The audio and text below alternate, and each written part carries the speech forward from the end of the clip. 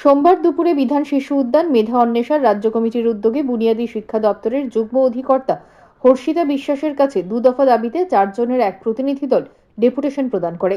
দাবি দুটো হলো রাজ্যের বিদ্যালয়গুলোতে সবুজ ক্লাস চালু করা, যাতে ছাত্রছাত্রীরা শৈশব অবস্থা থেকে প্রকৃতির সঙ্গে মেলবন্ধনে আবদ্ধ হয়। এছাড়া বিদ্যালয়ের ছাত্রছাত্রীরা বিদ্যালয়ের সৌন্দর্যায়নেও মিড ডে মিলে সহায়তার জন্য কিচেন গার্ডেনগুলোকে আরও সমৃদ্ধ করতে উৎসাহী হয়।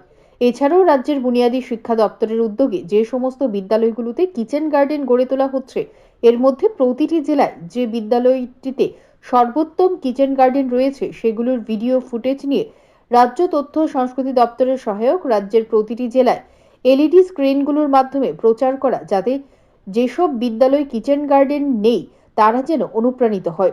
বুনিয়াদী শিক্ষা দপ্তরের যুগ্ম অধিকর্তা দাবি দুটোর যৌক্তিকতা স্বীকার করেন এবং শিক্ষা দপ্তরের অধিকর্তা রাজীব দত্তের সঙ্গে আলোচনা করে পদক্ষেপ নেওয়ার আশ্বাস দেন। প্রসঙ্গত, রাজ্যের বুনিয়াদী শিক্ষা দপ্তরের উদ্যোগে 5 বছরের জন্য শিক্ষক মনোজ রায়কে রাজ্যের বিদ্যালয় ও মাদ্রাসাগুলোর কিচেন গার্ডেনের পরামর্শদাতার দায়িত্ব দেওয়া হয়েছিল। এর ফলস্বরূপ রাজ্যের 3,751টি বিদ্যালয়ে ছোট বড় কিচেন গার্ডেন রয়েছে, যদিও আরও প্রায় 1,700 বিদ্যালয়ে এখনও কোনো কিচেন গার্ডেন নেই।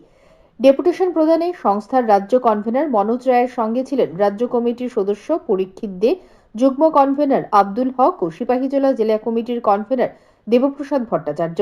এদিন সংবাদ মাধ্যমের সামনে সংস্থার রাজ্য কনভেনর মনোজ রায় বিদ্যালয়গুলোর সৌন্দর্যায়নে ও মিড ডে মিলে সহায়কের জন্য বুনিয়াদী শিক্ষা দপ্তরের প্রতি দাবি দুটো পূরণে উপযুক্ত পদক্ষেপ নেওয়ার আবেদন জানান। বিধান শিশু উদ্যান মেধা অন্বেষার পক্ষ থেকে আজকে বুনিয়াদী শিক্ষা দপ্তরের যুগ্ম অধিকর্তা মাননীয় হর্ষিতা বিশ্বাসের নিকট 2 দফা দাবিতে এখন ডেপুটেশন দিয়েছি।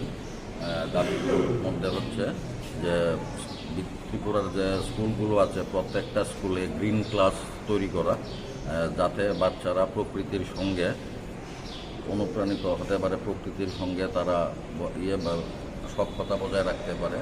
তাছাড়া যে রাজ্যের 8টি জেলাতে যে বিভিন্ন স্কুলে যে কিচেন গার্ডেন তৈরি করা হয়েছে, এই পর্যন্ত বেশিরভাগ স্কুলে ছোট হোক বড় হোক কিচেন গার্ডেন তৈরি করা আছে, কিন্তু এইটা সেইভাবে বুনিয়াদী শিক্ষা দপ্তর থেকে এটা প্রচার নেই।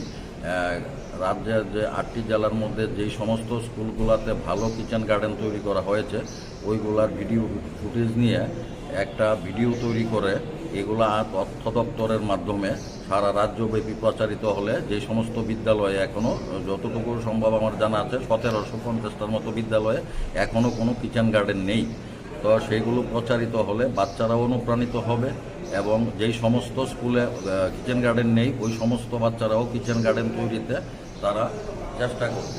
তো এই